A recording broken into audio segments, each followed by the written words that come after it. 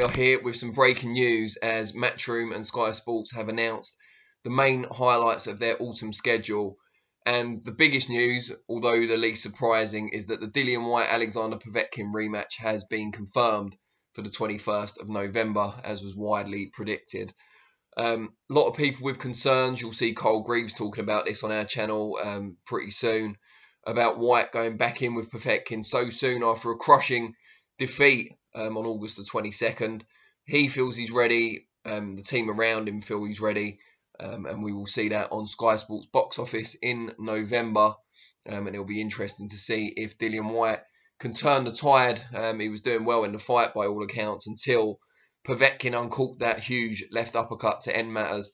So mentally and physically, it's a huge challenge for Whyte to come back from such a conclusive finish to the fight to turn the tables and regain his position potentially as WBC mandatory challenger and interim champion. But that's not the only news. Next week, Saturday, we will see in the UK the World Boxing Super Series Cruiserweight final, mouth-watering prospect between Uniel Dorticos and Maris Bridis. A lot of people were concerned whether we'd get to watch it in the UK, but it's now been confirmed that Sky Sports have struck a deal with the WBSS and they will be showing it next week, Saturday, the 26th of September. And we're looking forward to that. I interviewed Calif Sauerland before this news broke last week. That's going live shortly as well, so you can see what he has to say about that fight and also his dream WBSS and why Kubrat Pulev wouldn't be a part of it. Comments that may not endear him to Eddie Hearn and those at Matchroom. So that'll be interesting discussions they can have later on. Pulev, of course, should be fighting Anthony Joshua for the unified world heavyweight titles in December. Also on the list of shows, one that was already announced, October 17th in the Northeast. Savannah Marshall is now going to be fighting on that undercard. The main event's Lewis Ritson against Miguel Vasquez. But Savannah Marshall is now going to be fighting on that show for her first world title, obviously former world amateur champion. The vacant WBO middleweight title, presumably Savannah's big rival Claressa Shields, having dropped down to super welter in her most recent contest, has given up a portion of her undisputed or previously undisputed world middleweight title. And the WBO belt is now up for grabs between Savannah and fellow Brit and top contender, someone who's fought Claressa Shields and went the distance in a very commendable effort, Hannah Rankin. Marshall Rankin, really good domestic clash, following in the footsteps of Harper Jonas, of course. Domestic female fights that get the pulse racing.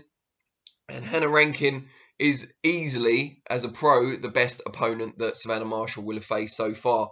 So that's bolstered that October the 17th card. And also, Joshua Buatsi, we finally got an opponent for him. It's not going to be at the end of September now. It's moved back a week, as Frank Smith told us it probably would earlier this week. October the 4th, Buatsi goes up against Marko Kalic, Croatian, long-time amateur, good fighter, aggressive, powerful, big guy for the weight. Starred in the APB, the kind of pro-am type concept from AIBA, but I'd have to check his record. He's like 12-0 or 16-0, something like that as a pro, but relatively untested. He's been a bit of a globetrotter. He's fought all around Europe, but hasn't had that step up yet. His quality of opposition has been inferior to Buatsi's, it's fair to say, and Joshua will start a favourite to retain his WBA international belt. But having said that, you know, this guy's got nothing to lose. Kalic, he's coming over to win the fight. He's unbeaten. He's got ambitions of his own, albeit at 32 years old. Time is not on his side. But we have got an opponent for Buatsi. We've got a headliner for October the 4th on Sky Sports. Alan Babic, the Savage, I know a lot of people are interested in his progression at heavyweight. He'll be back on that show as well. I think John Harding Jr. will be fighting Linus Adofia on there as well, which is a really intriguing middleweight clash as well.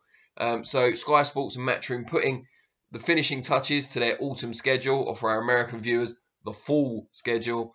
And I just thought I'd give you a quick rundown of what's going on, as it's still breaking news and everyone will be covering it by tomorrow. So I hope you appreciate it. Let us know what you think of all these developments below in the comments section. And I'll be back, unless anything else massive breaks, I'll be back on Thursday as usual for Flexpectations.